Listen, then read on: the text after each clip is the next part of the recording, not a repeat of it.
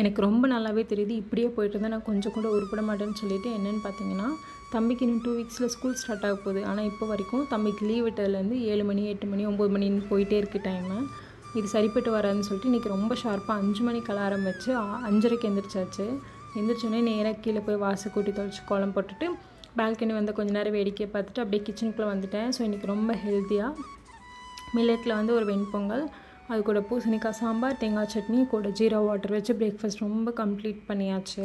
யாரெல்லாம் என்ன மாதிரி இருக்கீங்கன்னு சொல்லி பார்க்கலாம். என்னென்னு பார்த்தீங்கன்னா, ஸ்கூல் காலேஜெலாம் லீவ் விட்டதுலேருந்து ஒரு ப்ராப்பர் ரொட்டீனே இல்லைங்க. உங்களை மாதிரி தாங்க 7 மணி 8 மணின்னு போகுதுன்னா அதை கமெண்ட்டில் சொல்லுங்கள். இல்லைங்க உங்களை மாதிரி கண்டிப்பாக இல்லை, நான் ரொம்ப ஷார்ப்பாக ஏர்லி மார்னிங் எழுந்திரிச்சு ஒரு ரொட்டீனில் தான் இருக்கேன் அப்படின்னு அதையும் கமெண்ட்டில் சொல்லுங்கள். பார்க்கலாம் யாரெல்லாம் என்னோட இனமாக இருக்கீங்கன்னு சொல்லிட்டு. ஏர்லி மார்னிங் எழுந்திரிச்சு ஒரு ப்ராப்பர் ரொட்டீனில் போகணும்னு சொல்லி பிளான் பண்ணியிருக்கேன். பார்ப்போம் இது எவ்வளோ நாளைக்கு ஃபாலோ ஆகுதுன்னு சொல்லிட்டு. நாளைக்கு இன்னொரு வீடியோவில் பார்க்குறேன்.